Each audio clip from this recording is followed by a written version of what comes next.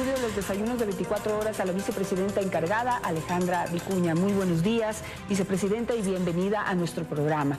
Quisiéramos conversar con usted de dos temas específicos. Uno, los casi 7 meses de gobierno que está cumpliendo Lenín Moreno, y también sobre la noticia del momento, que es ya la aprobación por parte del CAL de hacer un juicio político. Ese pedido está en manos de la Corte Constitucional. ¿Cuáles son sus expectativas, las expectativas del gobierno nacional frente a este proceso iniciado ya en la Asamblea Nacional? Bueno, primero creo que es importante y sobre todo abonando a lo que ya el ministro Ledesma, que estuvo antes de esta entrevista, anunciando algunos logros importantes que me parece que la ciudadanía tiene que conocer. Esa es nuestra responsabilidad. Traer también buenas nuevas a la gente. Creo que el arranque en esta fase inicial de la misión Casa para Todos como un proyecto y un programa emblemático en el marco del plan Toda una Vida nos da una muestra clara de cuáles no solo son las prioridades del gobierno, sino la acción que desde el 24 de mayo dejó de ser una promesa de campaña y se traduce en acciones concretas. 20.000 viviendas que ya están en fase de construcción. Y estas se suman también desde mayo, desde el 25 de mayo del 2017, a los más de 11.300 incentivos de vivienda. En la inmensa mayoría vivienda en terreno propio, que forma parte de ese compromiso del Estado ecuatoriano que tuvo para los hermanos damnificados por el terremoto. Estamos a puertas de inaugurar un nuevo reasentamiento en Jaramijó con 120 familias beneficiadas. Lo propio en Quimindé, en Esmeraldas, es decir, hay una acción permanente, pero esto también se suma a todo un banco de suelos fundamental, donde tenemos más de 1.300 predios identificados a nivel nacional, y obviamente como responsable del Ministerio de Desarrollo Urbano y Vivienda, que tengo también el honor de dirigir, y 133 predios a nivel nacional que ya cuentan con categoría A, con una potencialidad de vivienda de 69.000, de más de 69.000, que es parte de lo que está dentro del proceso de construcción de las 20.000 viviendas. Es decir, Misión Casa para Todos es una realidad.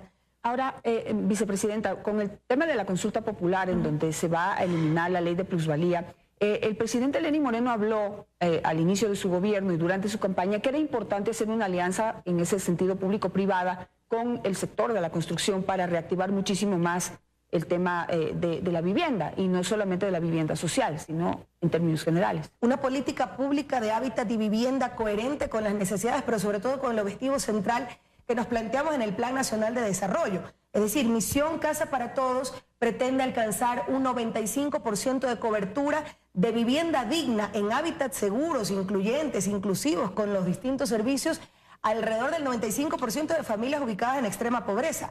Pero la política pública de vivienda sin duda es integral, y en eso los esfuerzos que estamos haciendo con otras entidades, como por ejemplo con el Banco del Instituto Ecuatoriano de Seguridad Social, para facilitar el acceso a programas de vivienda, obviamente impulsados desde el sector inmobiliario, con créditos que desde la banca pública, particularmente desde el Banco de Desarrollo, pero también desde la CFN, se vienen impulsando para proyectos inmobiliarios de vivienda de interés social, pero también de vivienda de interés público, que es hasta $70.000. Y aquí un elemento también muy importante: hace pocas semanas hicimos el lanzamiento junto con el Banco Central de aquel fondo de $180 millones que garantiza efectivamente esa política de subsidio a la tasa en créditos hipotecarios para vivienda de interés público. Recuerden que el Estado ecuatoriano, a través del gobierno y del Banco Central, obviamente, subsidia el 4% cuando se trata de créditos hipotecarios de vivienda de interés público, es decir, hasta $70.000. Hay una política integral de vivienda. Siempre el objetivo será disminuir el déficit de vivienda que no esté en condiciones, obviamente, para la gente. ¿Cuál es la expectativa para terminar el primer año de gobierno, es decir, mayo del próximo año? ¿Cuánta gente tendrá ya su casa? Bueno, recordemos que hay una fase inicial de 20.000 viviendas que esperamos ya en los próximos meses entregar, y paralelamente, como mencionaba, hay un banco de suelo público que los distintos gobiernos autónomos descentralizados, así como las entidades de gobierno como Inmobiliar y muchos ministerios, que tienen predios y que han puesto a disposición del Ministerio de Desarrollo Urbano y Vivienda para el banco de suelo 133 macropredios a nivel nacional que implican más de 69.000 viviendas. Yo creo que hay un esfuerzo importante, pero sobre todo hay varias estrategias. No solo la construcción de nuevas urbanizaciones, que por supuesto tienen que tener factibilidad inmediata de servicios. No podemos nunca más, digamos, hemos aprendido de los errores del pasado y nunca más una urbanización sin servicios, espacios de vivienda, sí, digna, pero sin servicios que obviamente no van en la línea de lo que implica un hábitat digno, inclusivo para nuestra gente, y como un elemento central la vivienda en adecuadas condiciones. Pero aquí creo que también lo importante es la construcción de comunidad, que es un rol fundamental de la Secretaría Técnica del Plan Toda una Vida. Es decir, no vamos a repetir lo que pasó en sociovivienda. Estamos interviniendo, creo que hay resultados importantes con muy buenas noticias en los próximos días. Estamos ya para entregar los primeros días de enero, hacer la entrega formal de las 472 unidades habitacionales dignas, que tuvimos que resolver un problema de más de 3 años en las que estuvo abandonado. Es decir, más de 1.200 personas no podían, y obviamente ubicadas en pobreza extrema, no podrían acceder a una vivienda digna por todos los líos y los rollos contractuales que tenía un proyecto de ese tipo, donde no había agua potable, donde no había alcantarillado.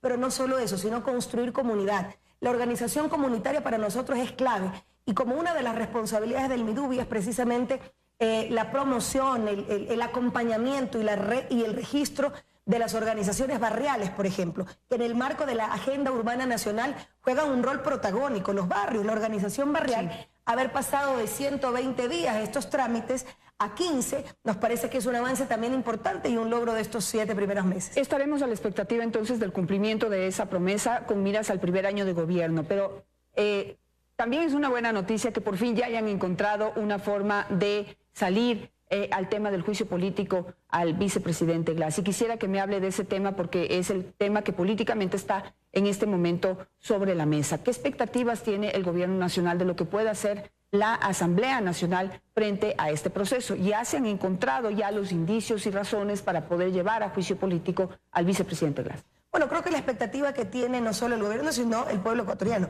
que la verdad prime, que la justicia brille y que siguiendo el debido proceso, cada una de las instancias del Estado, cada una de las funciones del Estado haga lo que tiene que hacer. En absoluto apego a aquel principio básico que es la independencia de funciones. Es decir, yo creo que ya la Asamblea Nacional y el CAL hemos visto cómo la mayoría de sus miembros no solo abocó conocimiento, sino que efectivamente aprobó y calificó el que aquella solicitud de juicio político el día de hoy, en un segundo intento, digamos, de legisladores que han solicitado el inicio de juicio político, cuenta con más y nuevos elementos que permiten efectivamente su calificación. Y va a ser enviado, entiendo que ya en los próximos días, no sé si el día de ayer ya lo enviaron, a la Corte Constitucional de acuerdo a lo que establece el debido proceso en la propia Constitución. Ahora, la Corte Constitucional tiene 17 días a partir de recibir ese pedido para poder analizar esta propuesta. Y aquí el tema es de tiempos. El 2 de enero se cumplen ya los 3 meses que la Ley de Servicio Público determina para que una persona pueda estar fuera de su trabajo. Ya el vicepresidente Glass cumpliría ese tiempo de acuerdo a esta Ley de Servicio Público. ¿El gobierno nacional aplicará pues la potestad que tiene de dejarlo sin cargo, de destituirlo por no asistir a su trabajo, o esperará que la Asamblea Nacional haga lo propio a través de un juicio político? Sí, bueno, recordemos que igual ha habido casos en los que ya no siendo funcionarios se han impulsado juicios políticos, porque finalmente creo que es el sentar precedentes y obviamente seguir el debido proceso dentro de los plazos y los procesos legislativos. Pero eso es un tema. El otro, efectivamente, el 2 de enero se cumplirían ya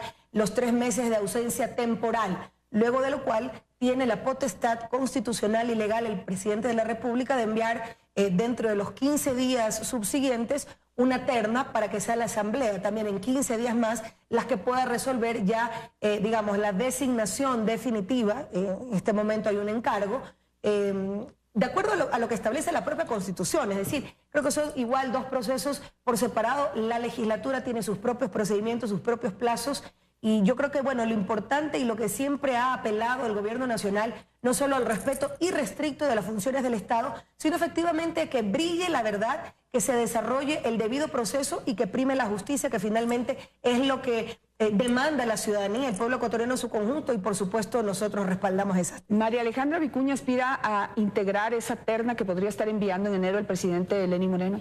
Yo estaré en donde el proceso y donde el presidente y donde el gobierno de todos necesite que esté, en donde pueda ser más útil. Actualmente tengo un encargo para la coordinación de este proceso que es fundamental, es un proceso que es el resultado del diálogo nacional, a la consulta popular y sin lugar a dudas de los resultados de la consulta popular que de lo que vemos a lo largo y ancho del país, incluso en el reflejo de los que el propio Consejo Nacional Electoral ha anunciado, ha informado al país que las organizaciones únicas que se han inscrito es precisamente por el sí, que incluso han tenido que revisar algunas de las decisiones para en un sentido plural, democrático, como no puede ser de otra manera, en un proceso ciudadano como es el de la consulta popular, la tendencia del no, digamos que no tiene el mayor respaldo, tengan la posibilidad de algunos actores, organizaciones, poder incluso completar documentación y todo para inscribirse.